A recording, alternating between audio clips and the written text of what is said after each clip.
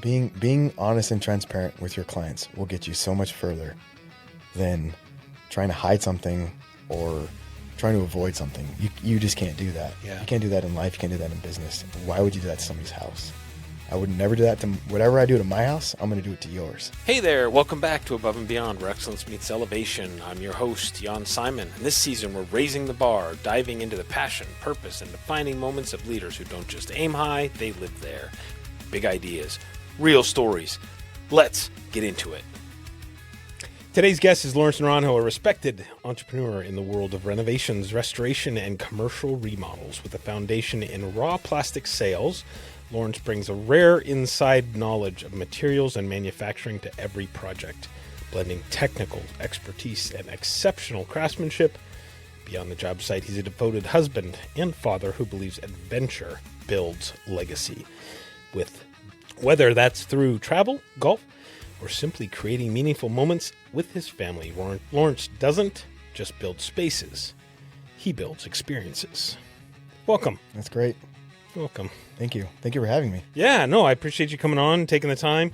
I know you got a busy schedule, so I'm glad you took a little bit of time with me. I'm a little less better looking than your wife, I think. All right, so let's start off.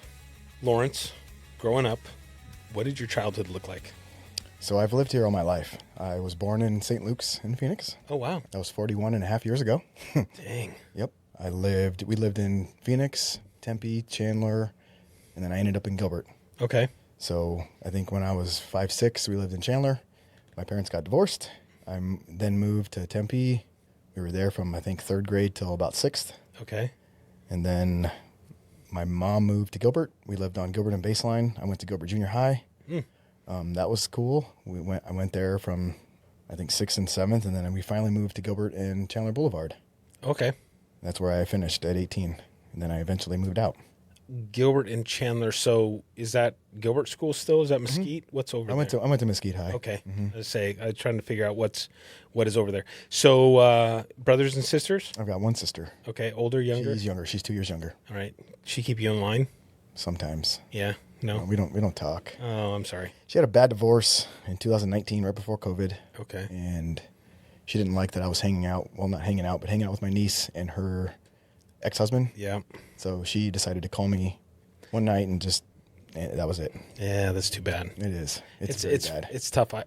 Going through my divorce, it's interesting because you think you have good relationships with people until it goes bad. I say, money and marriage screw everything up. She was trying to tell me who I could and couldn't hang out with. Yeah, that's rough.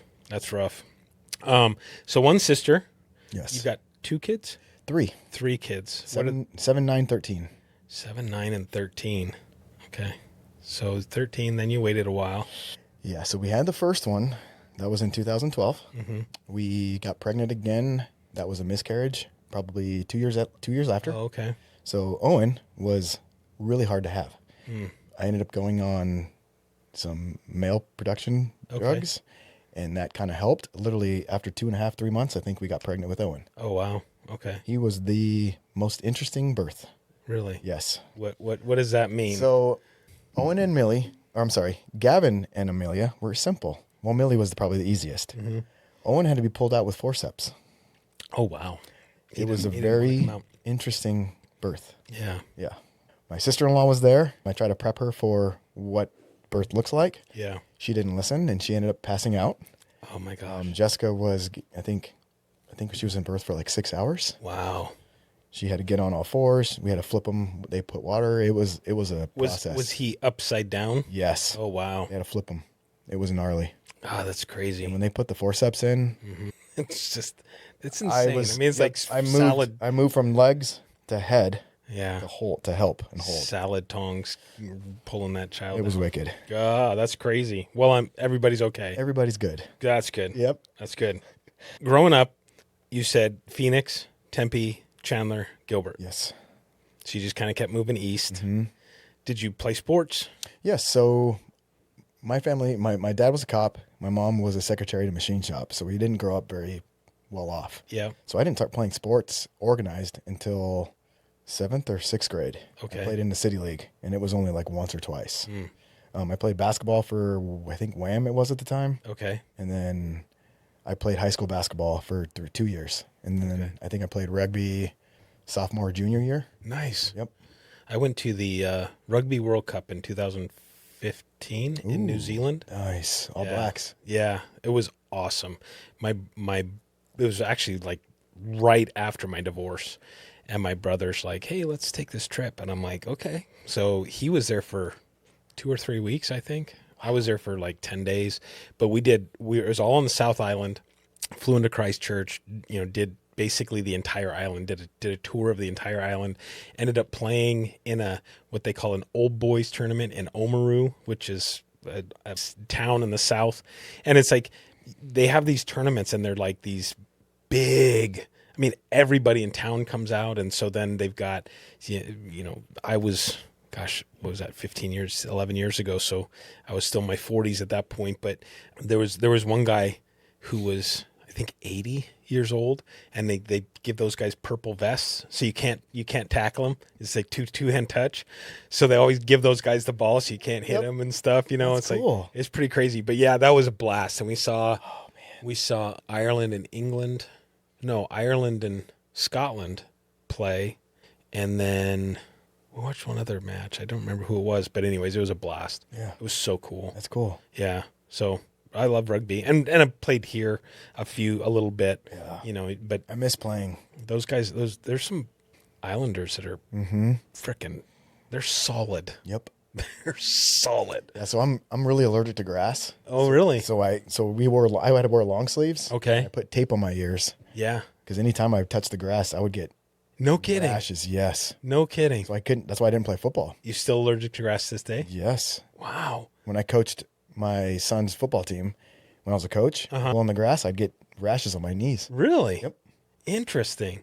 I've never heard. I mean, I've heard of people like breaking out a little bit, but that's interesting. It's a that thing. You're not like rubbing around. That's pretty crazy. Okay, so you played rugby a little bit of organized sports. Were sports when you were growing up here in the Valley as club centric as they are today? I would think yes. My sister played club ball from 10 years until she went to college. Oh, wow. So she did that probably for 8 or 9 years. Okay. I didn't get involved in that. I just didn't. Yeah. I don't know or remember why. Okay. But I don't remember because we just, I can't remember. Yeah. What were you like at 16? See, I was a sophomore in high school. I was playing basketball then. We'll scoot back a little. When I first got into high school, I played freshman basketball. I played the bench. Okay. I was a bench warmer. I was wanting to play more. In the summer of that year, I worked my ass off. I was in the gym every day. I did summer basketball, had a different coach. He put me as more of a shooter versus a point guard. Okay. I blossomed. I don't know what it was. So that year when I came in, sophomore, I was a starter now. Nice. I was number 2. I was a shooter. So I remember playing pretty much every game. Nice. Not sitting the bench anymore. So hard work does pay off. Oh, yeah. I went from 135 to 155. I gained 20 pounds in the summer. Oh, nice. I put on a lot of muscle. That's awesome. Yes. That's awesome. What kind of car did you drive? Or did you? Yes. So, oh my gosh. I had a Honda Accord, 2-door. Okay. It was in 1996. And you were at Mesquite, I which was at was kind of Mesquite High. the edge of the world at that point. Other than I was the first graduating class because it didn't open until 98. Oh, wow. Dang. So I drove from Gilbert and Baseline to McQueen and Elliott. Okay. Not too far. No. But they didn't have you going to Gilbert High School, Gilbert and Baseline. When that school opened, they split the boundaries like 3 times. I was supposed okay. to go to Gilbert, and then they wanted me to go to Highland, Oh, and then wow. it got switched to Mesquite. Okay. They didn't know if it was going to open. Yeah. In time. Mm-hmm. That's crazy. When did you start playing golf? Because you're an okay golfer. I mean, you're quasi good. Okay.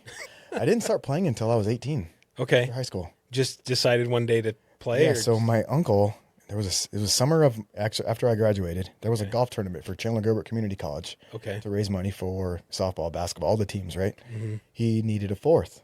And I was like, I'll play. Never played around before. Wow. I ended up going out and playing with him, and then I got hooked. Oh, yeah. It's all it takes. He gave me an old school club set, which I barely got rid of, I think, last year. Oh, wow. You were still playing it, or you just had it around? No, it was Oh, okay. it was a graphite shaft with an old school, like, it looked like Blade Titleist irons. That's what I learned on. No kidding. That'd be tough. Yes, it was. Playing on blades. Yes. Wow. The That would pitching be wedge was tough. very small, but that's how I learned. So I just got used to it. Yeah. And then you go and you get hollow backs or something. What do you play now? Ping I-530s, Okay. 535s. Okay. Yeah, I was gonna say you go back get some forgiving clubs, and all of a sudden you're like, damn, I'm good. This makes a big difference. Exactly. Yeah, Exactly. That's crazy. Did you go to college? I did. Where'd you I go? went to Chandler Gilbert. Okay. So after high school, my parents got divorced completely, Okay. separated. They ended up selling the house on Greenfield and Chandler Boulevard. Okay. I ended up living with my uncle for 6 months, and then I ended up moving back with my dad for a while. Okay. But I went to college from 18 to 20. I graduated with a transfership to ASU to go to their School of Business. Okay. That was fun. Yeah. Didn't do it? I went. Oh, you did? Yep. My dad was helping me pay for everything. I didn't get any school debt. Nice. But because I was working at Chandler Gilbert in the maintenance department. I was there from 18 to 21. Okay. And then I was delivering pizzas at night, and then I was also working at a machine shop. So I was extremely busy. Yeah. Yeah. I had no time. Going to school. So I eventually had to drop out of school. Mm-hmm. Once I moved from my dad's house to ASU, I had 2 jobs and going to school, and that lasted like a year and a half. Wow. And you said you did business? Yeah, I went to WP Carey School of Business. Okay. And you graduated business school? I did not finish. You did not. How many credits do you have left to get? When I looked at it 10 years ago, I think I was like 4 classes away. Yeah. It's close. It's so close. But you know what's But so crazy? when I get to it now, it's like, Why? if I would finish it, it's just for like a personal thing. Like, yes, Right. you got a business degree, cool. Yeah. Well, yay. Do I need it? No. You know, it's interesting. I don't remember who somebody was on the show and we were talking about that, and they're like 1 or 2 classes short. And I'm like, Why not? why not? I mean, at that point, why not? But I can understand, like, I mean, for somebody like me, I went to college because I thought that's what I was supposed to do, right? I mean, and I wrestled and whatever, but I was at college because I didn't know any different. And I didn't know what I wanted to do. I initially went for business, took an accounting class. I'm like, hell no. If this is what business is, I want nothing to do with it.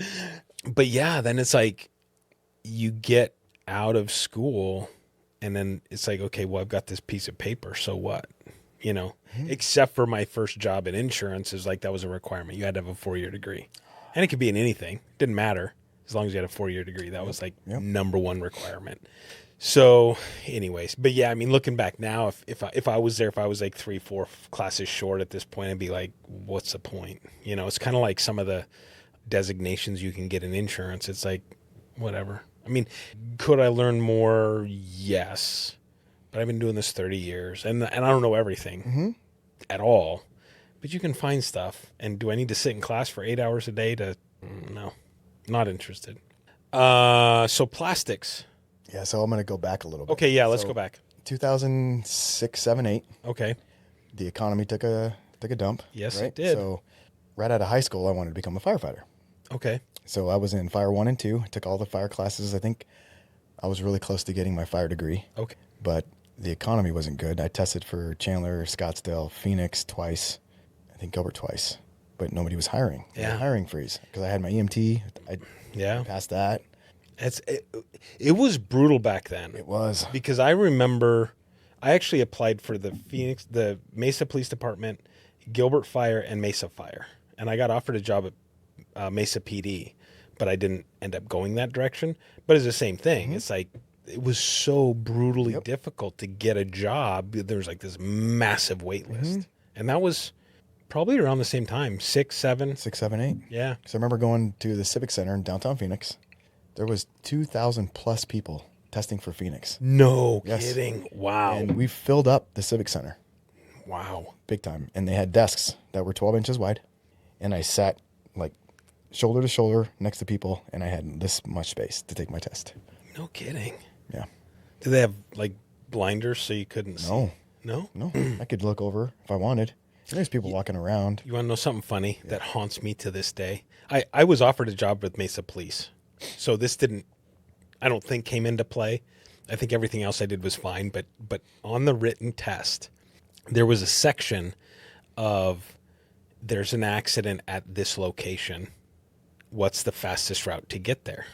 Well, I answered it using all right turns, thinking from a civilian perspective, that's the fastest way to get there because I don't have to stop and wait for anything. If I take all right turns, and it was like, it's like, as a police, you don't have to worry about Lights. It's exactly. But yeah, it's like, it still haunts me to this day. It's like, that was the stupidest thing. It's like, yeah, I answered all right-hand turns. That's funny. But anyways, That's funny. so Gilbert, so you tested for Phoenix Fire. Isn't that crazy? How do you think you would have still been doing that today had you gone into that? Most likely. Yeah, I think had I accepted the Mesa PD position, I don't know. I maybe because I fought forest fire for 6 years, and I loved fighting forest fires. And I loved everything about fire stuff, and Mesa and PD was just kind of another step. But I always wonder, like, had I taken that position, What life would look like. yeah. I mean, I'd probably been some psycho messed up dude or something. But Potentially. I don't know. You'd have 2 jobs. For sure. Or I'd be retired by now, and because That's that was true, too. 20 years ago, and be collecting a pension from the Mesa PD and have a second job. I don't know. All right. So you what made you stop school? If four classes short or whatever it was. Life. Okay. So I think when I stopped school, I had the 2 jobs, and I was living off of like Judd and University in downtown. Okay. Tempe. So I could walk to school. Mm-hmm. But I just remember like thinking like if I finish, because I think I was taking 2 classes because I remember I was paying for them as I went versus getting a loan. Yeah.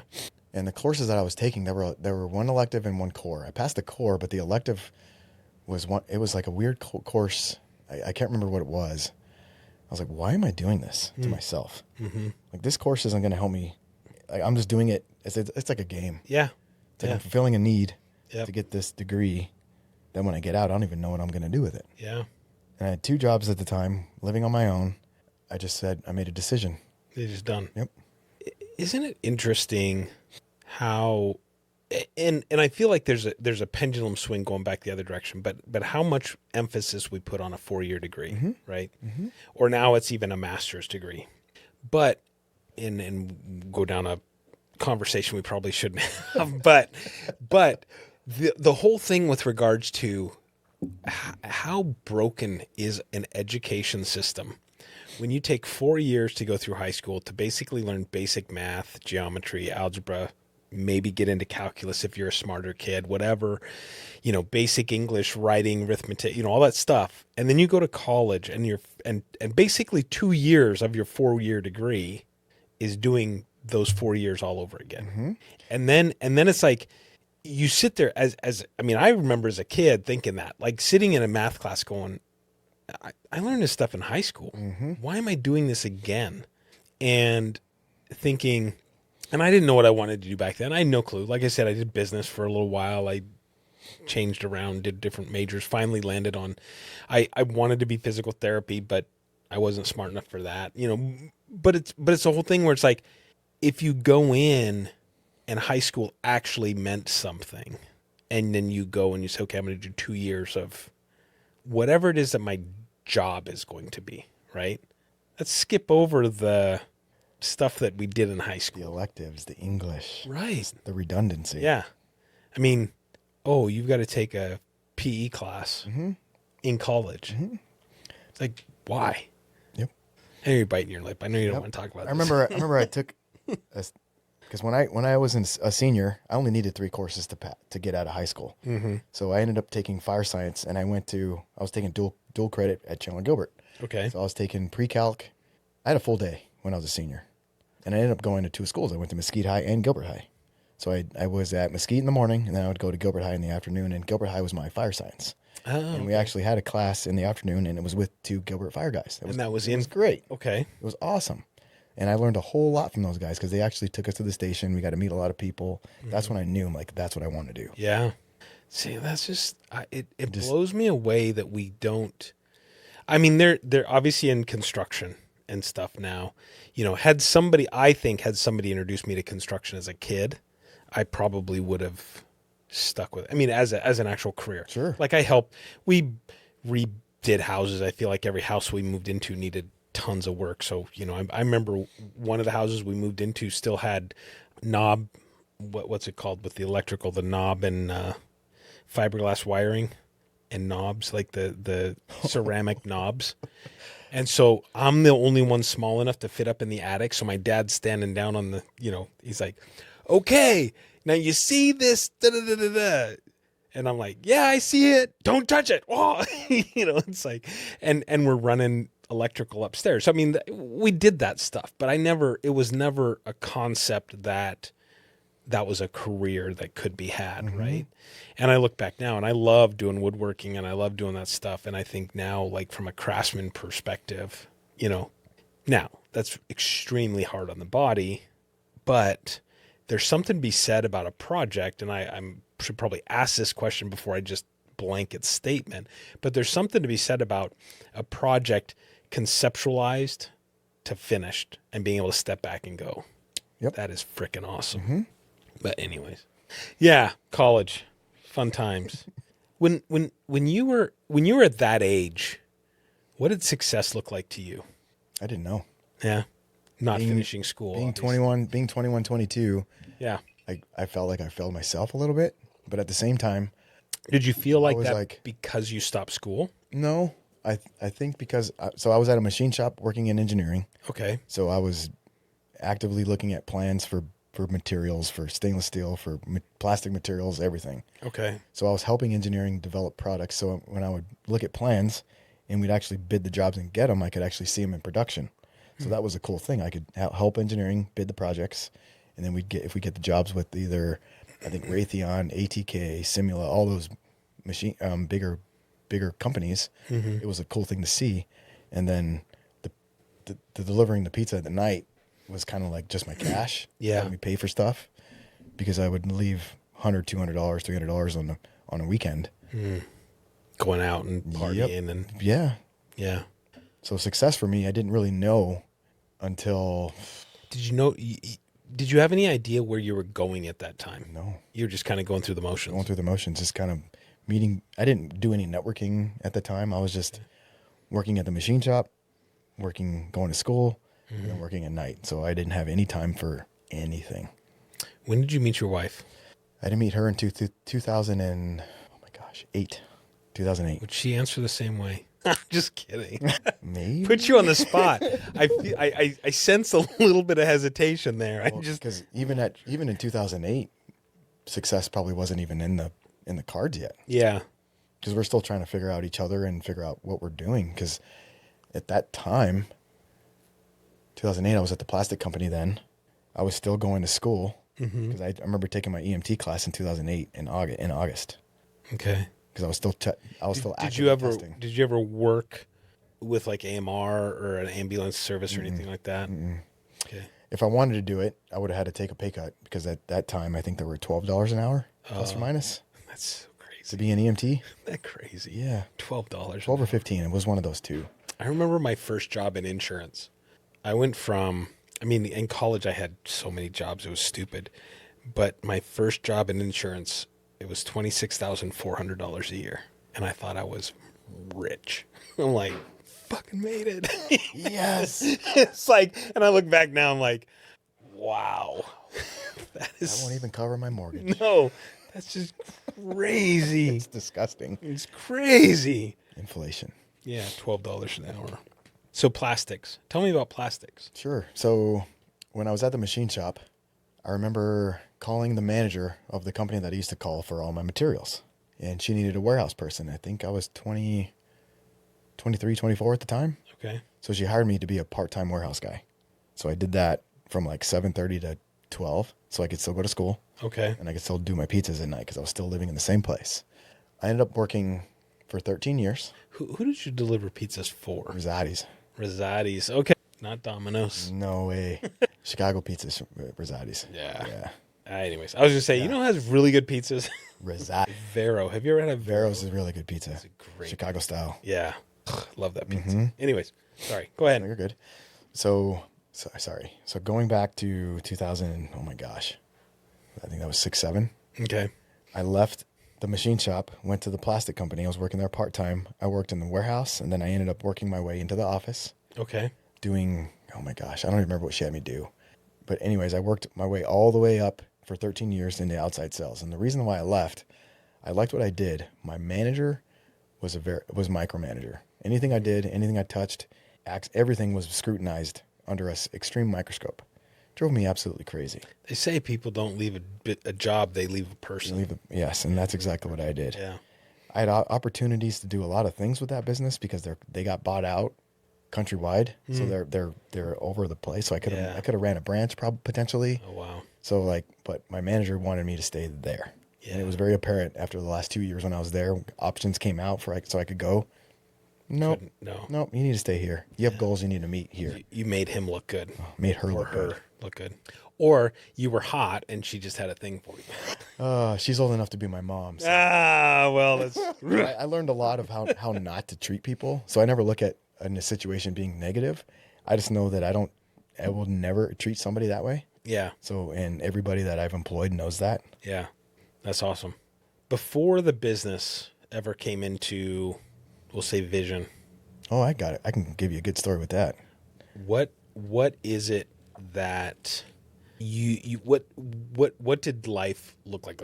Like when you were in that position, working the plastics, doing the stuff that you were doing, and maybe the business was starting to kind of slowly come into mind, but what is it that life looked like at that point?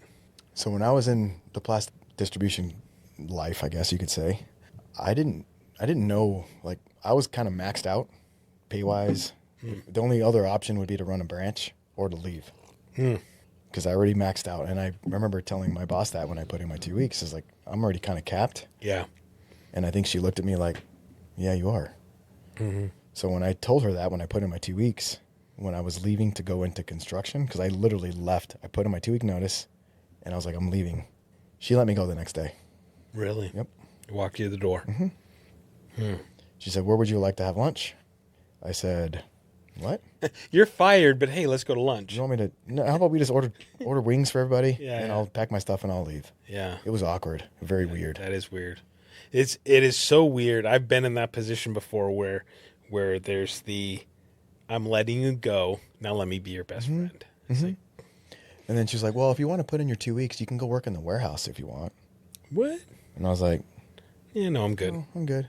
So moving into construction at that point, was it into LJ Builders or no? Was it? So a good friend of mine had a construction company, and I interviewed with them prior to that 2 week notice because it took me 4 or 5 months to finally get an answer from them. Okay. I was hired as a superintendent to run remodeling. So residential remodeling. Okay. Little did I know that it would turn into this, but it took a lot. So I was there from September until December of 2020. Okay. It took me that long to realize that, you know what, I can do this. Yeah. Because I learned I was getting paid very minimal to do a lot of work. I was basically running my own business. Yeah. Because I would get leads and I would be responsible for them from start to finish. Oh, really? I didn't have a PM. I didn't have anybody to help me. Okay. So if I had stuff I had to do in the morning or at night, it was all me. Yeah. So I was commission-based, heavily commission-based, which is a double-edged sword because you're working. You make a lot of money doing commission. You can. But it's feast or famine. But the months that you're not getting closed jobs, you're like, well, I'm just getting my salary this week. And then if you get, I'll call it distracted, right? Or you get fat and happy. It's like all of a sudden everything's good. You can't. And you take your foot off the pedal. I couldn't. Right? Yeah, so when I left Port Plastics, I killed my 401k. I had to. Yep. Because I went to a business where I was going to make half of my salary. I had a mortgage. I had 3 kids. I was like, so we were fortunate that lasted, I think, a year-ish. And we were fortunate to get other funding from other people at the time to keep us afloat. But man, that was the scariest time. It is Jessica's your wife, right? Yes, Jessica. Yes. Does she have experience in what's her background? So Jessica's a coach. She has like a life coach? She coached synchronized swimming. Oh, okay. Basically, time she was 16, 17, 18. No kidding. Like literally recently. Okay. A couple years ago, she retired. Okay. So, and I'm probably jumping a little bit forward here, but in some of the imagery that you have on the website, some of the work is absolutely stunning. is that her? Is that you? Do you have a design manager that? So depending upon the project, a lot of that's me. Okay, wow. I do a lot of my own designs. Okay. A lot of help can be with the client's knowledge. I'll put that into play. Yeah. But I try to do my own designs because I feel like I have a good eye for things. And so I can try and guide you to, yes, try that or try this. And then I also have designers that help with colors and material selections if need be. Gotcha. But a lot of the kitchens, a lot of the stuff I design. Okay. Is the majority of what you're doing, and again, I'm jumping way ahead of myself here. I should just retain this question for later. Most of what you do, is it residential? Or are you more commercial, or where's your split? So when we first started, it was all residential. Okay. A lot of it was. Till recently, we've started getting into more commercial. Okay. Which commercial is great because now we're starting to do build outs for companies versus homeowners. Okay. Which is a whole different A animal. lot of money. This is different problems. Are you doing TI work or Yes, okay. commercial TIs? Okay. Okay. Up until that point, up until, let's say, when you started the business, what would you say was one of the, we'll say heaviest, I don't know if that's the right word I want, but one of the heaviest times in your transition from high school into college, out of college, working with plastics?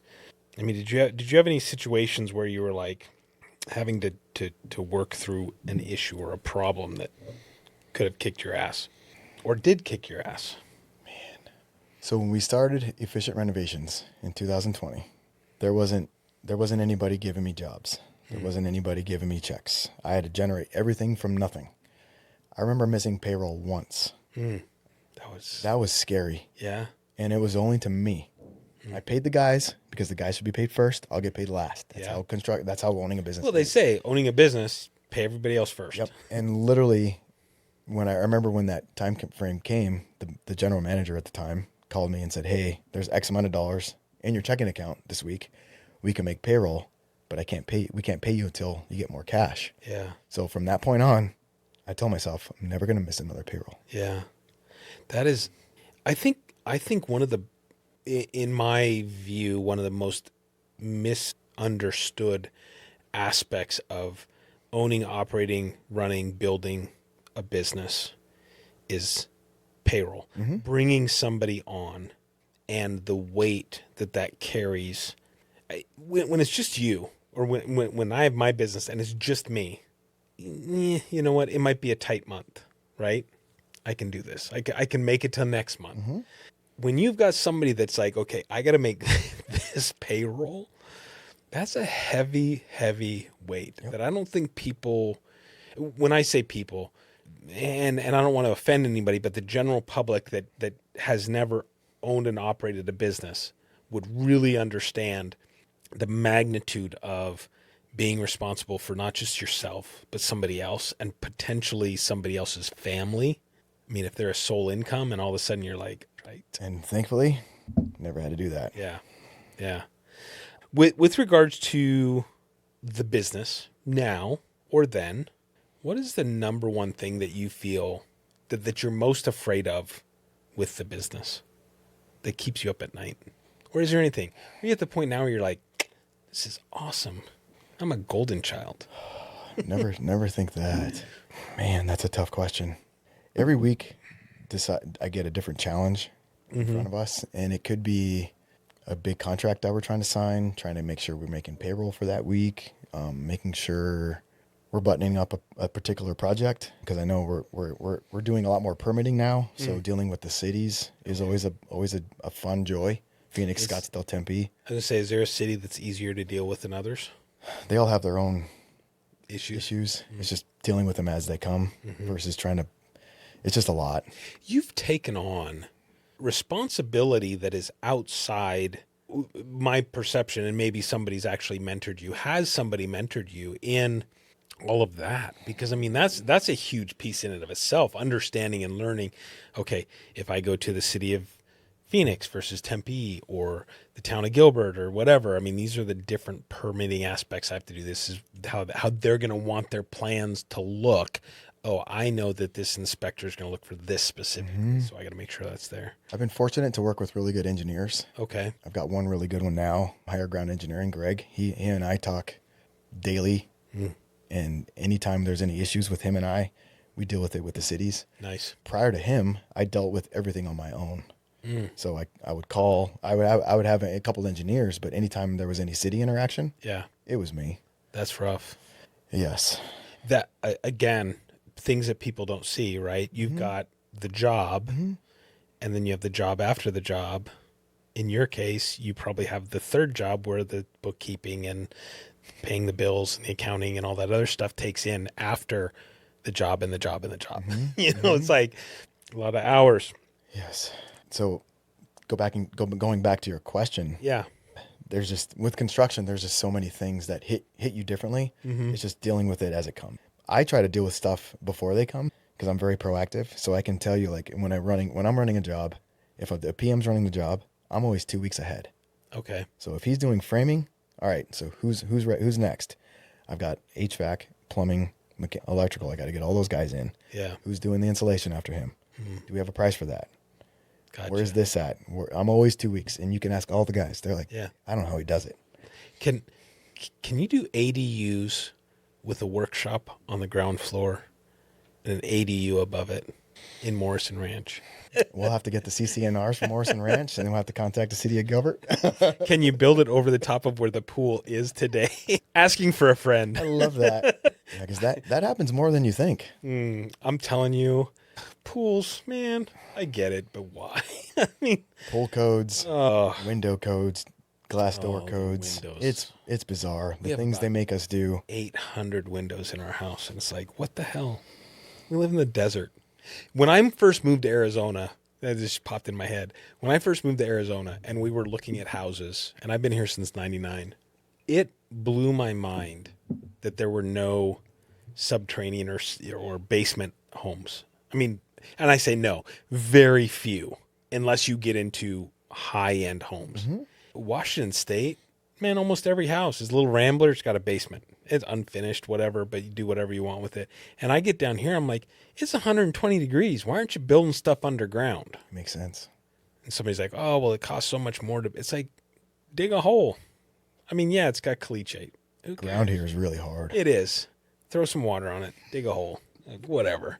That's a contractor's excuse right there. Wait, we're going to charge you extra to dig the hole. If we got to go below the topsoil, it's extra. And we get to use dynamite?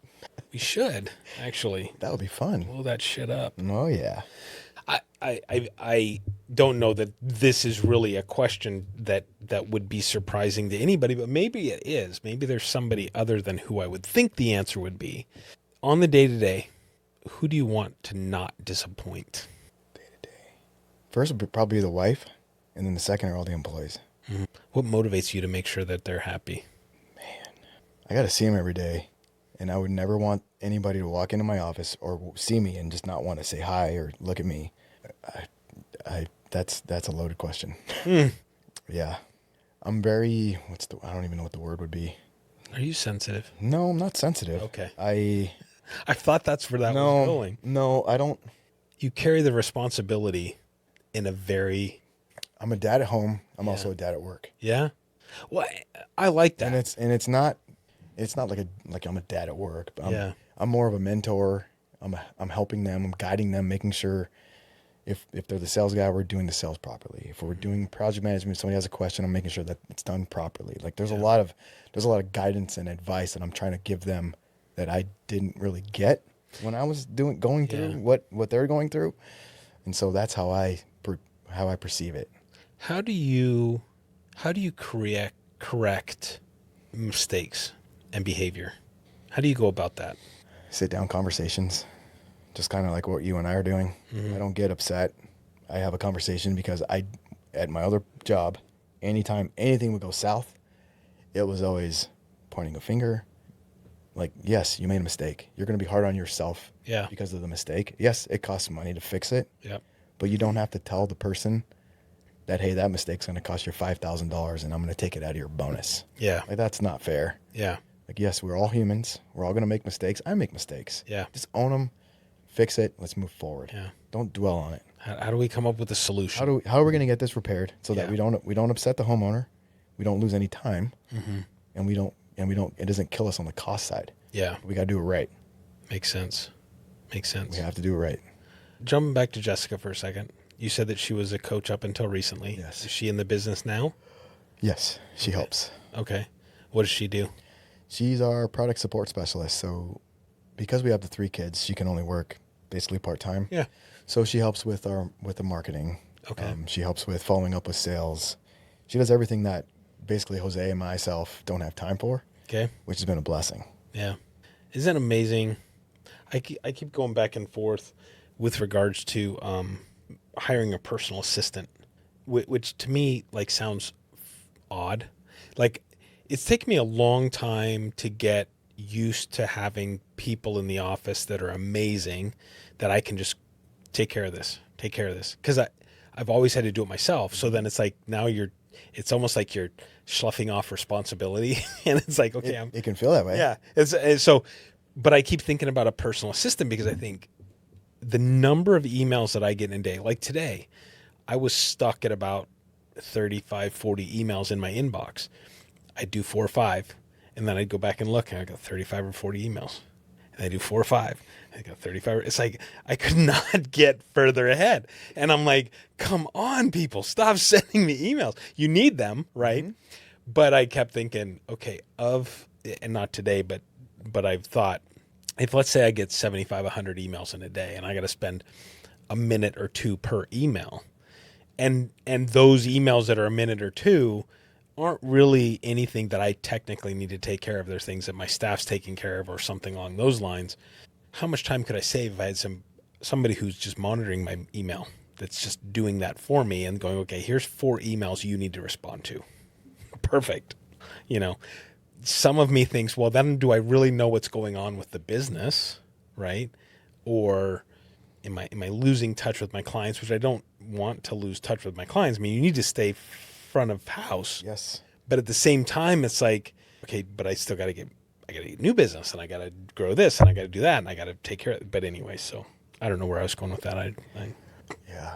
Kind of like Copilot, how you can set up auto responses. Yeah. There needs to be something that we can, I'm sure there is. I'm sure there's something that can filter, because it's on Outlook. Yeah. It'll kind of give you a brief synopsis of whatever that email pertains to. Yeah. Then you can respond accordingly.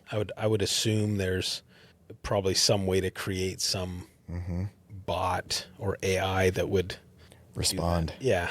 Just respond or move it. If there's nothing in there that's asking for me to do something, how does that take that and just move it off to something else? That would be cool. Yeah. They need an app for that. I need time to figure that out. Yes. Who believed in you before you believed in yourself? Man, that's tough. Probably my family. Jessica, big one. Yeah. She big support. Mm-hmm. That's awesome. It's good that you've got that. How long have you guys been together? It'll be, 15 years in November. Wow. You're married 15 years. Married 15 years. Dated 15 years in a month. Just 16 years in a month. You don't have to give that away. Yeah, it was pretty close. What does doubt sound like in your head? When whether you're taking on something new, you started the business. I mean, do you have doubt? Oh yeah. Do you have fear? Are you afraid the business isn't going to make it? I think internally I always think like what it could be, but I don't let that deter me from what I want to do. Mm-hmm. Doubt is just everybody has doubt. Yeah. But I try not to let that get into my way. Yeah. Do you have moments when, let's say you go bid a job and you think, I got this in the bag, it's mine. And then you get a call and they're like, yeah, we're going to go a different direction because somebody underbid you by $400. How does that mess with your psyche, or do you let it? I don't let it. Yeah. Mm-mm. Just move on. Yep. Next. Yep. They obviously don't want a good job. Well, when I first started, it was a little more personal because it was just me bidding out projects. Yeah. And so now that I've been doing it for so much longer, if somebody tells me that I need to change my costs, we typically don't do that anymore. Okay. Because you're going to get what you pay for. Yeah. And predominantly over the past, I've given bids to people that are past clients, And they'll call us and go, you know what, I should have hired you. Can you come by to fix this? Can you come by to check that out? It's going to cost you twice. And I'm like, to be honest with you, I can't touch that, because if I do, I'm going to void their warranty. And they're like, whoa, nobody ever told me that. I'm like, well, yeah, if I can go and touch that valve, I can go and do some alterations. But if somebody finds out, it's going to be me and you that are going to know. Oh, wow. I never thought about that. Yeah. I can't, if it's before 2 years, you have to call your last contractor. If it's after 2 years, anybody can touch it. So use the right contractor the first time. You should. Yeah. Always. What keeps you in that feeling that morally or ethically you're going to do the right thing every single time versus I could drop my prices, I could get more business, I could, whatever. If you drop your prices, predominantly what you're going to see is you're going to see a lack of workmanship on the job. So if we're dropping our pants to make somebody happy, if we have to go back multiple times to do something, we're negative. Yeah. Because now we're trying to use somebody less expensive to go do a repair or whatever it is. And if it goes south, there's no way to like recoup your losses. Yeah. Yeah. That makes sense. So I try not to do that. I mean, I think we did it at the beginning, and I probably even did some things where a client would say, hey, you know what? I want to do a kitchen remodel, but I want to use my own drywall guy. I don't want to use my own electrician. And at the beginning, we're like, cool, we can work with you guys, right? Yeah. But what we found, we get into it. Now the electrician is 2 or 3 weeks out. Her drywall guy can't make it until next week. And now we give her a price based on the lead time. Yeah. And now we can't get back for 3 to 4 weeks because her drywall guy or her trades are not available. And because they're trying to save X amount of dollars when we could have done it faster and been done at their lead time. Yeah. Was there anybody while you were growing up that you would say influenced your work ethic? There's only one thing that stands out. Not one person or one thing. My dad always said, do better than your parents. So I never knew what that looked like or what that felt until recent, because I've already exceeded and pushed way past any barrier that they've both done. Yeah. Yeah. That's interesting. And it's humbling. I don't think it's like, is it positive? Great. Yes. But I've just learned, like, when I grew up, we didn't grow up with hardly anything, and I'm able to give my kids what I didn't grow up with. Yeah. Yeah. I can do the ice skating. I can do the hockey. I can do the football. Whereas if I wanted to do that, it's like, yeah, we can, but you're going to have to do it over here, or you're going to do it over there. We can do street hockey with these rollerblades and the skates. Yeah. Yeah. That's as I was growing up, my dad was a teacher. My mom worked odds and ends jobs. Most of it she worked either at the school or she worked with the physical therapy department, but we didn't have a ton of money. And I grew up just going, I'm going to give my kids more. My kids will have more. Kids will have more. Yep. Kids will have more. And I didn't know that I would be saying that my kid would have more until I had the kids. Yeah. Because I remember when Jessica and I were looking at a house pre-marriage, we were looking at a 4-bedroom, 2-bathroom house, and it was just the two of us. We didn't have we had one dog at the time, and it was in 2010. And I looked at Jess, I'm like, what are we buying this house for? I go, it's just you and I. Yeah. What do we need all these rooms for? Freaking fast forward 15 years. Yeah. All the bedrooms were full. Same house? Yeah, same house. Nice. I'll bet you got that thing for a steal. We did. In 2011, we bought it for $155. It's worth $550 plus right now. Wow. Isn't that crazy? Yep. And I've remodeled every inch of that house. Yeah, that's crazy. That's awesome. I think about our first house we bought down here. It was a 2,100 square feet. It was like 117 or something like that. And I'm like, that was back in 2000, I guess. What's a lesson that you learned through your development, through the business, through growing up, that at the time maybe you thought was, a frustration, pain in the ass, was going to stop you? But now looking back, it was like, okay, that was exactly where it needed to be at that time. Persistence. Yeah. I never gave up. That's awesome. In 2020, I remember sitting at a restaurant. I was working for that other company at the time. And I remember sitting down. I was working on a bid. And I was trying to I ordered dinner. I was sitting there by myself. It was like 6 o'clock. And I remember I called my old business partner. And he told me he had an LLC. He just needed somebody to take the license. I was like, that door opened. I walked through it. Yeah. I'm a big proponent of walk through that door. Yeah. You never know what's going to be on the other side. For sure. Talk to me about that, because you didn't start out as LJ Builders. No. So 2020, December 6th, 2020, it was 6 o'clock at night. I remember sitting at the restaurant. I had my computer, pretty sure I had a beer there, and I was ordering food. And I remember calling Justin because I was calling him for a roof, for a bid that I needed to do, because I had a couple bids I needed to get out. And I was like, I got to get these done before I go home. I was telling him how frustrated I was because I think I just got paid that day because it was Friday. And it was $265 after taxes. And I was like, how the heck am I going to make mortgage? Yeah. Because it was due, I think it was due the week after or whatever. And I was like, how the hell am I going to come home and tell Jessica this? So once he told me that, the next day I put in my notice and I didn't stop. I didn't turn around. It was like nonstop, balls to the wall, gas pedal down. I'm going to do this and I'm going to do it all the way. Nobody's getting in my way. And New Year's happened. Literally January, I was working the business with Justin. I was taking my ROC test and working in the afternoons every day until I passed. I passed that test before the end of the month in January. Wow. We were fully licensed in March, 90 days later. Isn't it incredible when that fire lights? It was engulfed. How motivating that is. I was motivated. That was starting the business. I did the same thing. I mean, different circumstances, whatever. But when I finally, because I had always said, someday when I'm ready, someday, I'm going to do this, blah, blah, blah. Finally, the circumstances just hit, and I'm like, I'm done. Blinders are on. I'm going full steam, full forward. I don't care. Nobody's going to tell me, and I'll bulldoze anybody that gets in my way. It was like, I remember getting up, being there at 7, going through all the courses until 10:30, 11, trying to answer my phone when I could, working the jobs in the afternoons, and then looking at my books at night and just reading those books, just getting familiar with them, because there wasn't any turning back at that point. I had to pass because I had goals. I wanted a KB1 license, and that's what I got. wow, that's impressive. Do you use mostly subs, or do you have in-house guys? We sub it all out. Okay. So your paper. Okay, that's impressive, though. I mean, that's pretty freaking crazy.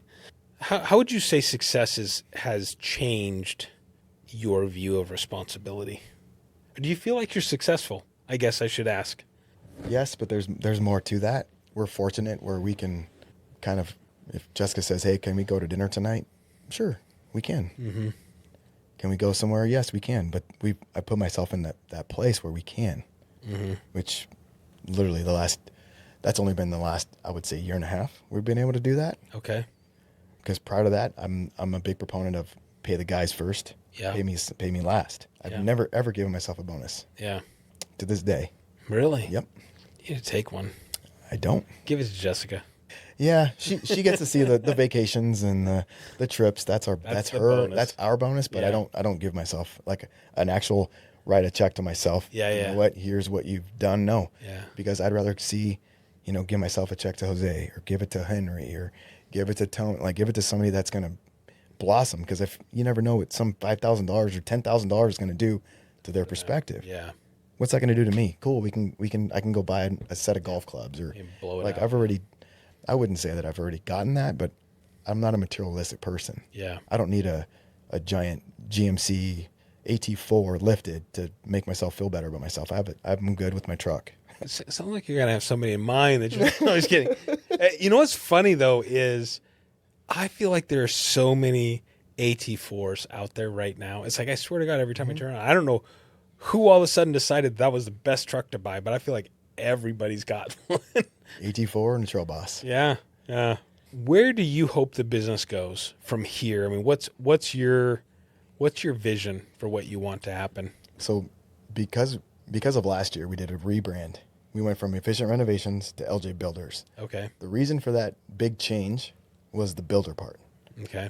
When you call Efficient Renovations, you think, I can only renovate. Yeah. I can only remodel. I can only do your kitchen. I can only do your bathroom. Yeah. I can't add an addition. I can't add a casita. I can't do your house.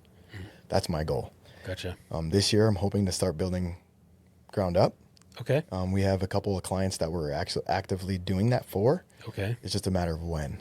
Yeah. We're looking at a couple of properties out in Queen Creek this weekend.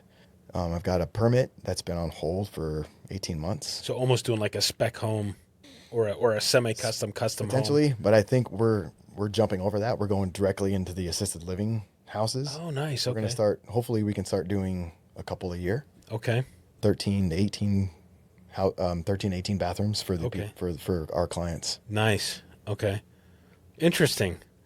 And that's more of the commercial side. Obviously, we love doing residential. Residential, just you got to be more hands-on because you're dealing with people when they come home from work. You're gonna get pictures of, hey, why does this look like that? So a lot of the PMs deal with that on the daily. Yeah. You have your kids. Obviously, you're out and about in the community. Do you have a sense, or do you feel like you're called to give back or pay back maybe some of the success you've experienced? Mm-hmm. And where would that be?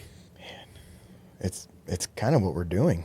If we're building an assisted living, we're helping somebody move into a facility that they're not having to look for. I donate. We do a lot of fundraisers all the time. I do a lot of golf tournaments.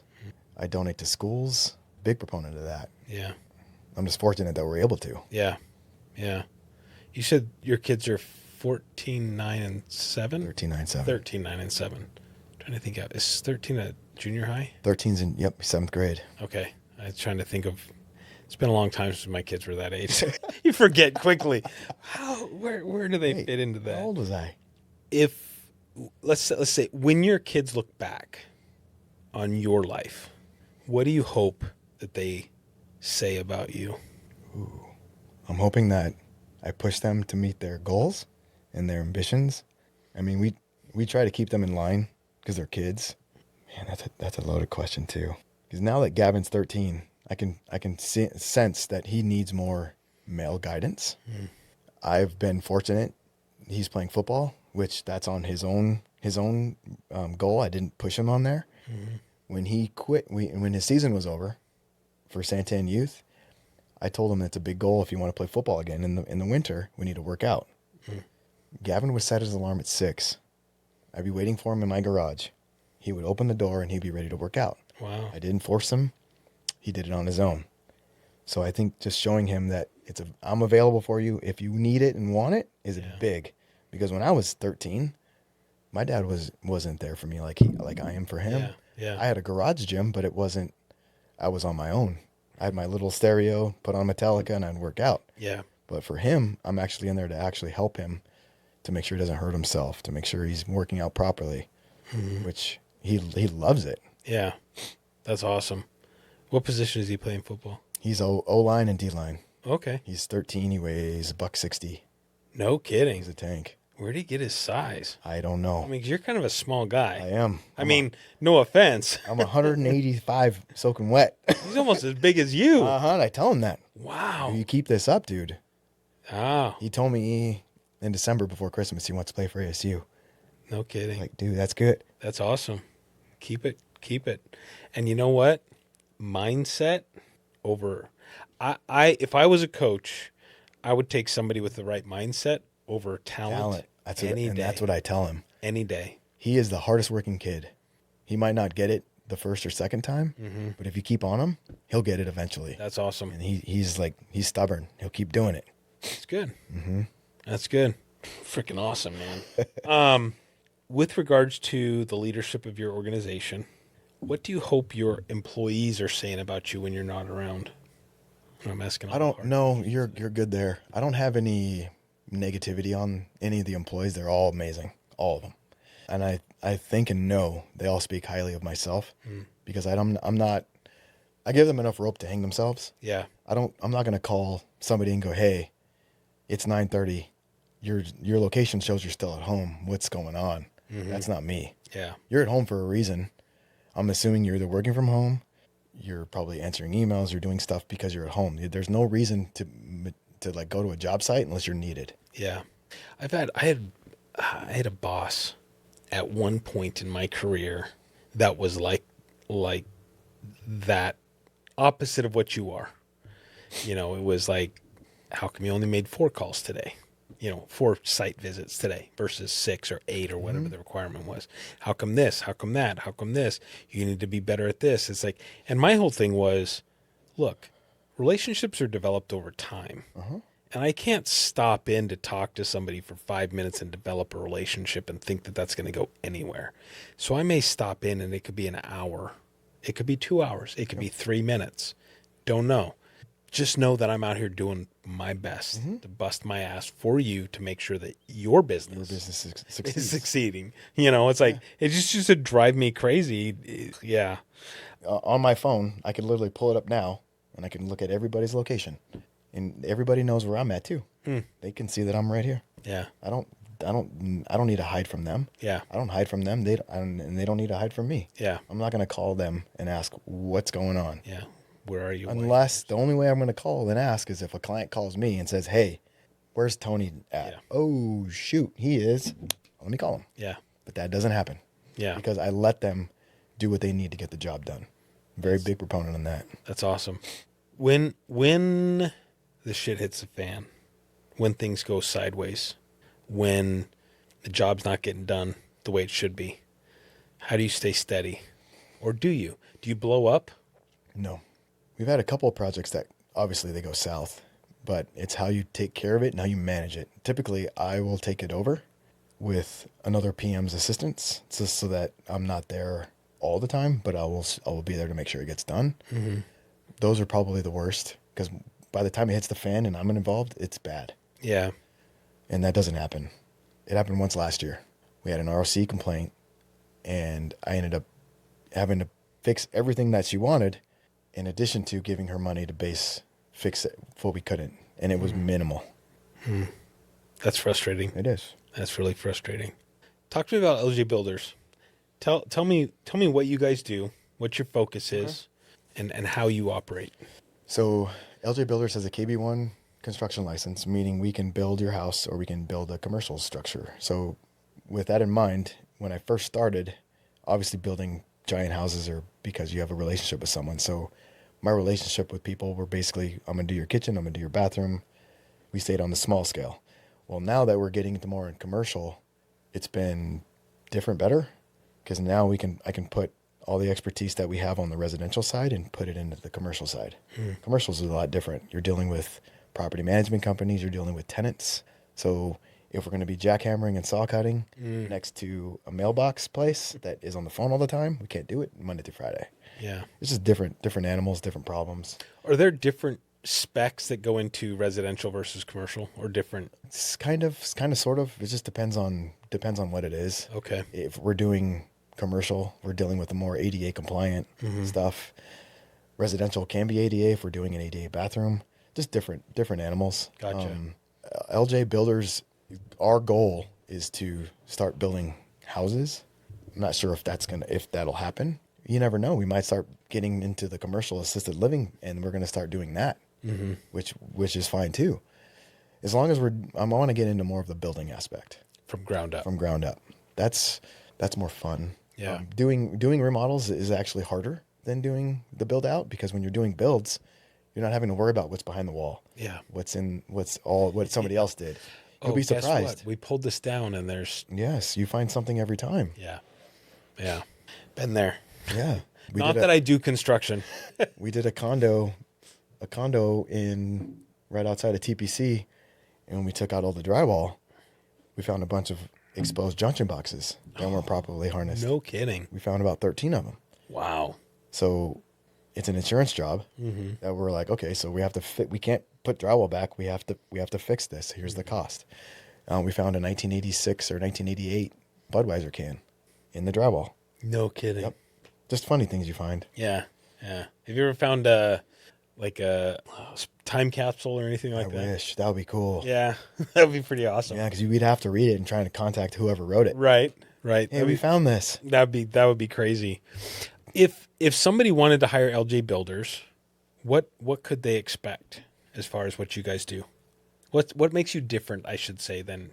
So if depending upon what it is they call for, we pride ourselves on communication. So we try to give whoever the client is, hey, this person's coming, this person's going to show up, they're going to do this, this, and this. Any change orders, you're going to be notified. Anything up front, you're going to know.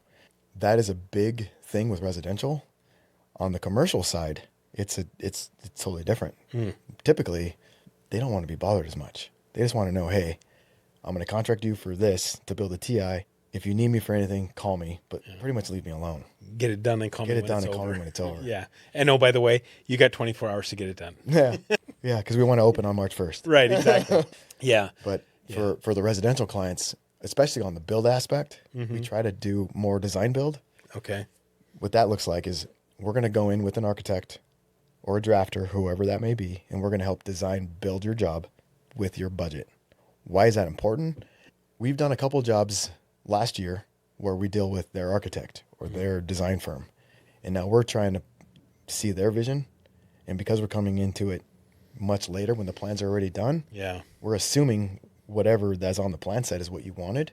So if something gets altered or changed and they didn't put that into play, that's going to be an issue. Yeah. And it's funny, I have a barn dominium that we're building in Gilbert right now that happened to. I need a barn dominium. It's a 60 by 60, 28 foot tall, where we finished all the framing. So is a residential on the top and then barn on the bottom? The whole thing's a barn, but we're building a kitchen and a mezzanine, and it's going to look amazing. You know what I want? I'm sorry to cut you off. You're good. Christine and I talk about a barn dominium all the time. Like I get an acre property barn dominium so I can do my wood shop in the front, but I want like a full glass wall, like a bulletproof thick wall, so that you're in the house, but you're looking at the shop, and then you've got, I just think it'd be like in the living room looking at the shop. I don't know if I get sick of that at some point, but I'd have to have a really clean shop probably. But I just think it'd be cool. There's a glass manufacturer that you can actually install glass. If you push a button, it'll turn matte, so you can't see. Oh, that'd be cool. And they're local. That would be cool. Yeah.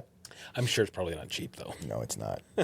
So anyways, I'm sorry. So going back to the barn. Yeah. So she hired her own drafter architect to design it. So when we started doing the build out, they started asking us, well, where's this and where's this and where's this? And come to find out, that never made it to her plans, that approved plans. So we're actually in the process since October 15th.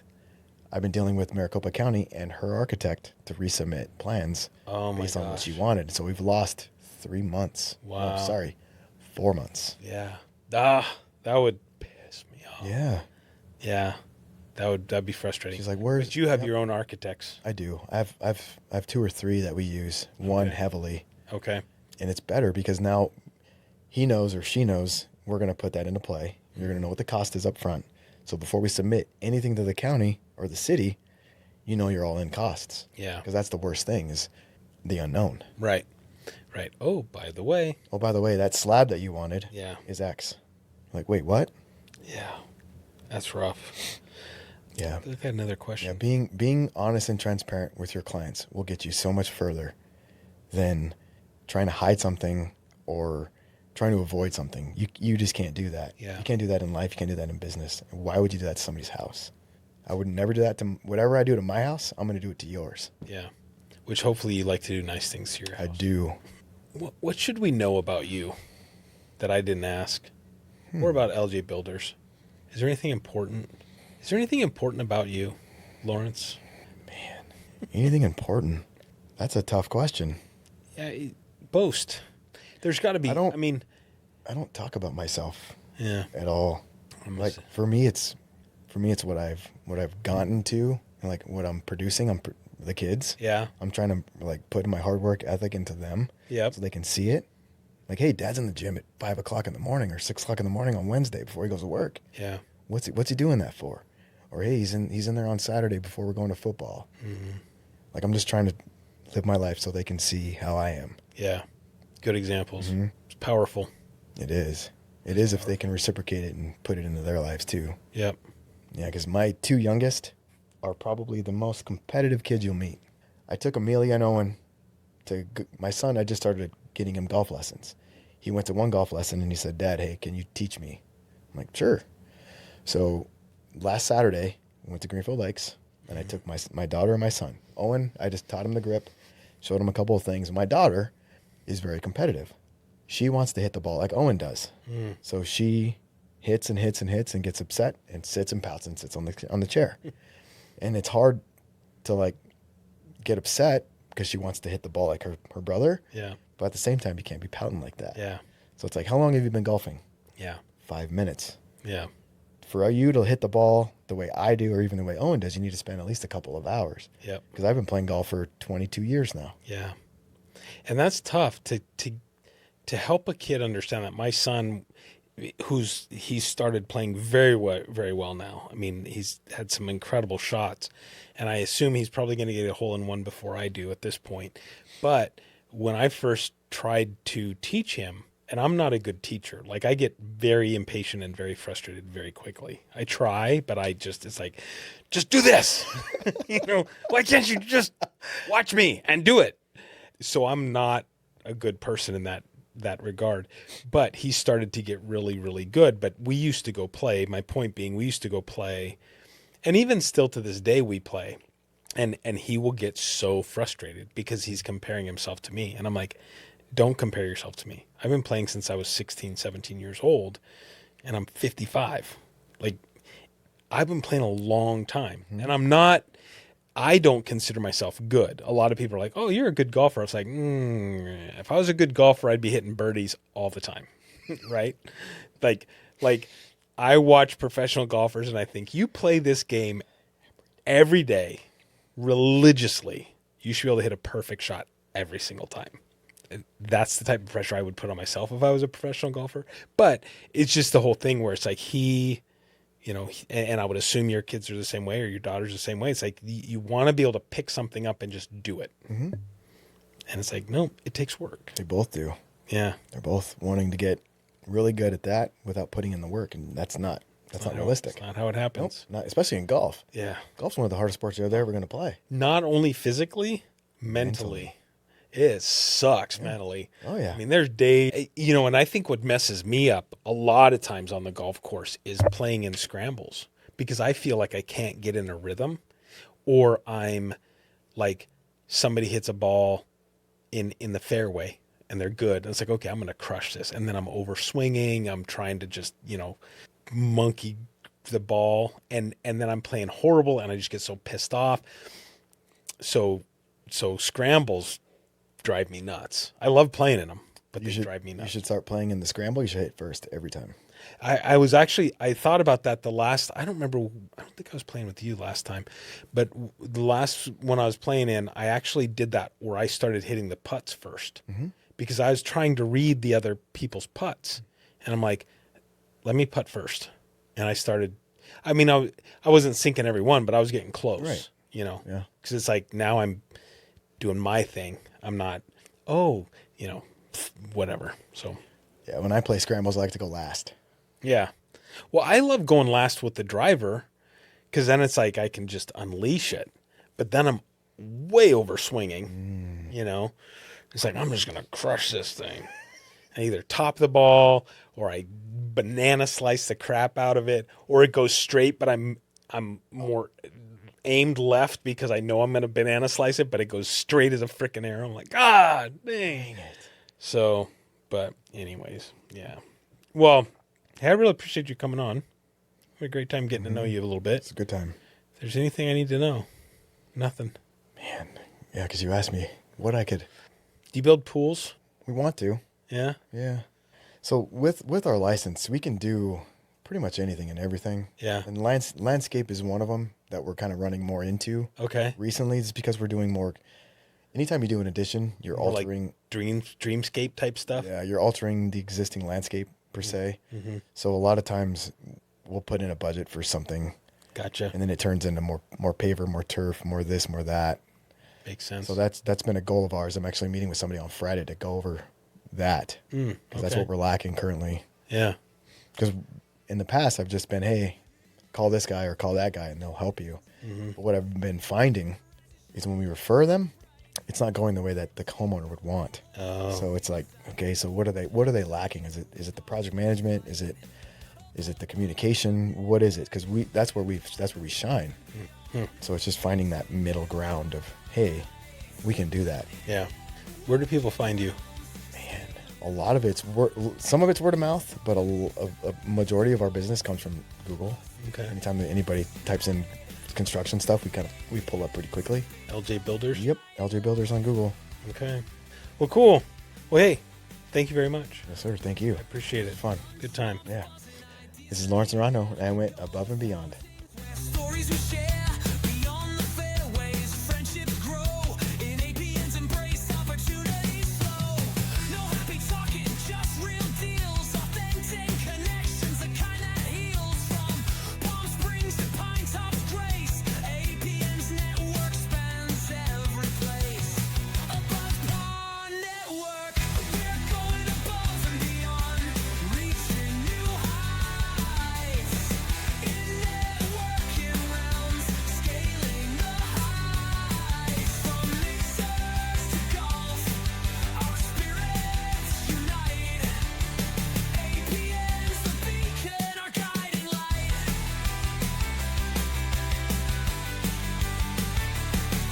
So here's to APN, where dreams align, and every connection a chance to shine. Above and beyond, we'll always strive. In APN's network, we truly thrive.